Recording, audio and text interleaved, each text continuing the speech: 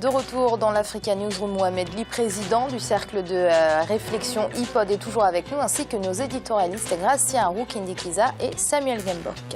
Réunion ce jeudi à Niamey au Tchad des ministres de la sécurité des pays du G5 Sahel, à savoir Mauritanie, Mali, Niger, Burkina Faso et Tchad. Le G5 Sahel a été créé, nous vous le rappelons, il y a près d'un an pour coordonner les politiques de développement et de sécurité. Il s'agit aujourd'hui, grâce à cette réunion, de doter l'organisme de véritables outils. Aminata Diak.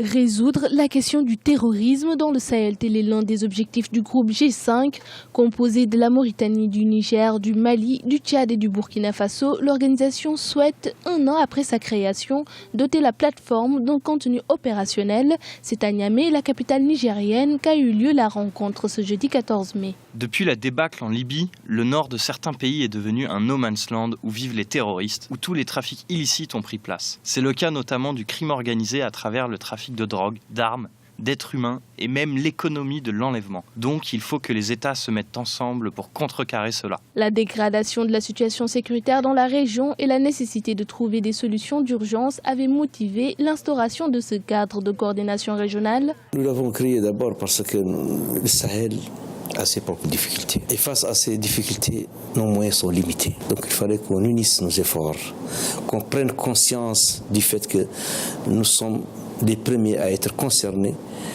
par ces difficultés et que les solutions passent par l'union de nos forces, l'union de nos moyens et une certaine vision, concertée certes, mais une certaine vision qui nous permette au final de surmonter, d'aplanir ces difficultés pour permettre une sécurité, une stabilité. Pour lutter contre le terrorisme, l'immigration clandestine et les trafics en tout genre, le G5 veut mettre l'accent avant tout sur l'échange de renseignements. Il est également question d'une harmonisation des politiques de sécurité et de patrouilles communes le long de ces frontières difficiles à contrôler. Monsieur Ly, quel est l'intérêt d'un tel organisme ? Un organisme comme ça, il est complètement crucial dans cette région-là. Mais je m'en verrai tout de suite dire que c'est juste une anomalie congénitale à ce G5 qu'il faut tout de suite corriger avec le rajout du Sénégal. C'est un plaidoyer que je fais. Parce que je ne comprends pas que le Sénégal soit exclu de ce G5 alors qu'il gère le MVS avec le Mali et la Mauritanie, alors qu'il est dans l'UEMOA avec le Nigeria et le Burkina Faso, et nous sommes à moitié pays sahéliens. En d'autres termes, nous avons une expérience intéressante sur tous les sujets qu'ils veulent porter, que ce soit sur le sujet donc de lutte contre le terrorisme. Quand même, le Sénégal est un havre de paix dans cette région-là. Je pense qu'il est intéressant de venir voir comment nous avons fait et quelles sont nos politiques de sécurité. Et en deuxième lieu, pour l'immigration clandestine, vers les années 2009, on avait énormément de départs du Sénégal dans la Méditerranée. Aujourd'hui, il y a zéro, parce qu'il y a des politiques qui ont été mises en place. Donc, pour dire que c'est une chose, le G5, on leur souhaite une réussite, mais je pense que le président Macky Sall avait bien raison de s'étonner de la mise à l'écart du leadership sénégalais dans la région. Et en plus, pour finir avec l'Algérie, qui est quand même impliquée dans le conflit malien et dans le conflit libyen, et qui a un leadership incontestable. Donc, pour dire, on leur reproche des choses, c'est que l'initiative est venue après que la communauté internationale ait prévu 9 milliards de dollars pour cette région-là. Il ne faut pas que la finalité soit un partage de 9 milliards. Le développement, effectivement, c'est un préalable pour ne pas voir des groupes terroristes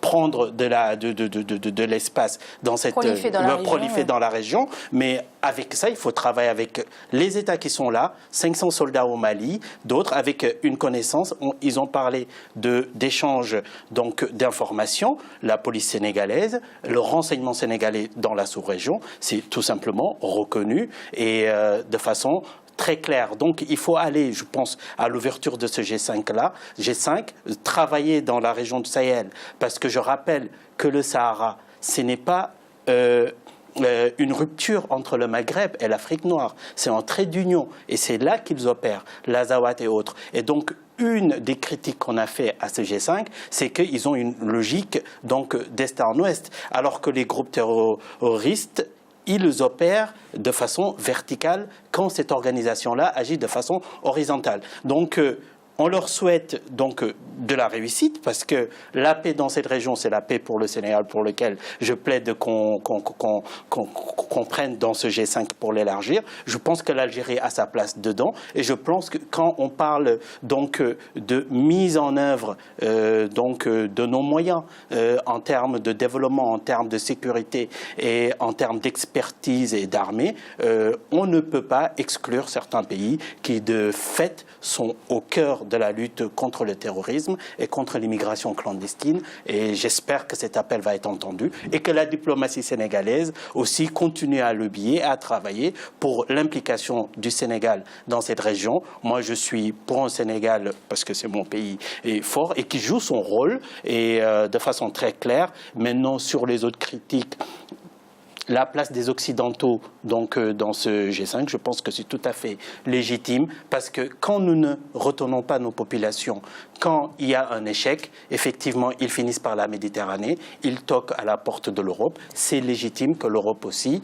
se mette en aval chez nous pour nous aider et par des politiques de développement à fixer nos populations et par une aide logistique et de renseignement aussi à combattre ces groupes terroristes qui font du mal juste à l'humanité.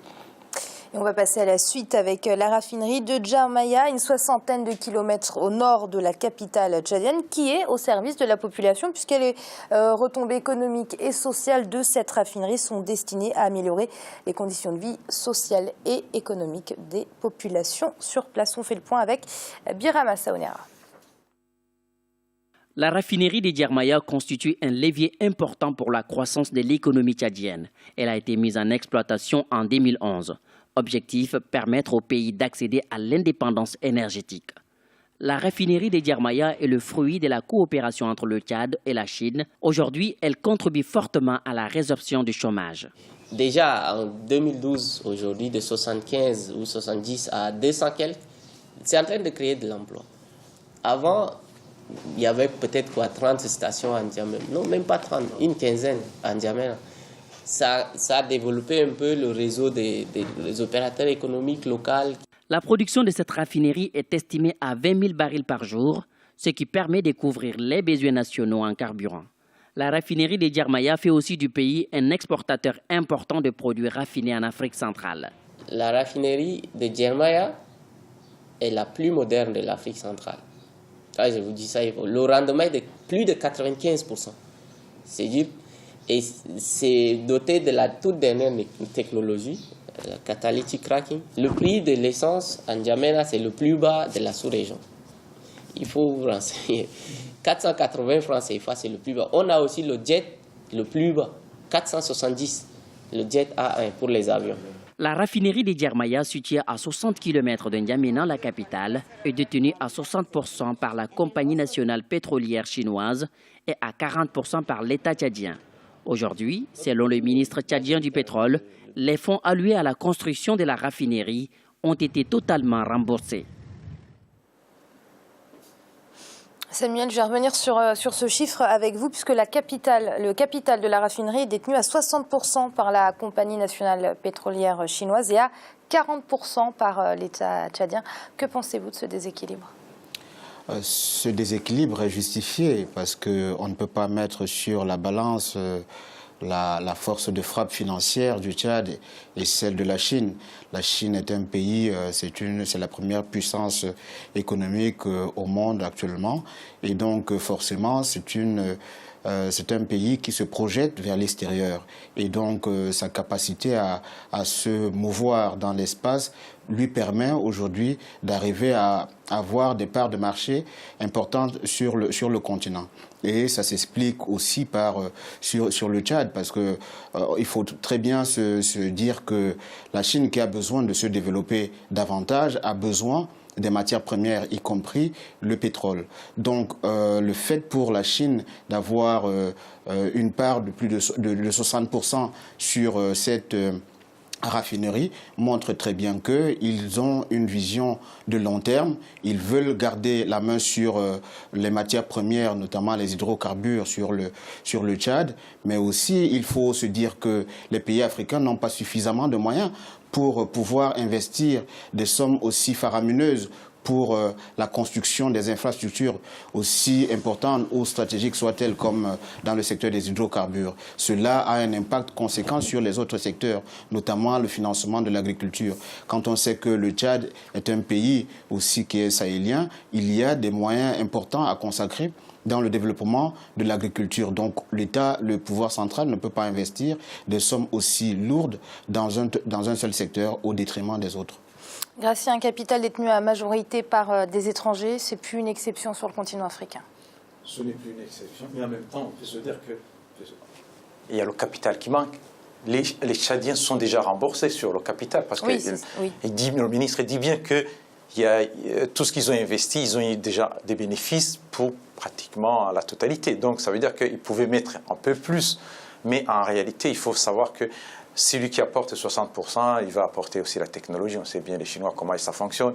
Mais il pouvait y avoir, je pense que dans plusieurs États, ils devraient vraiment y mettre des clauses en disant on accepte, oui, vous commencez avec 60%, nous 40%, mais sur des années, progressivement, on évolue vers le transfert du capital à notre pays. Éventuellement, vous allez vous arrêter à 30%, question de souveraineté, parce qu'il y a le pétrole des Tchadiens. Il faut que l'argent aussi, la grande partie de l'argent du pétrole du Tchadien aille chez les Tchadiens. Donc il faudrait, je ne sais pas si ce n'est pas prévu, mais c'est vraiment quelque chose de très que les dirigeants devraient faire.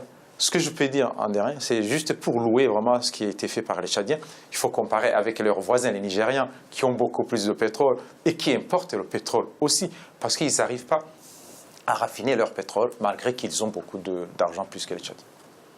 Et c'est la fin de cette émission. Monsieur Ly, merci d'avoir été avec nous. Je rappelle que vous êtes président du Cercle de Réflexion IPOD. Merci. Merci, Amira.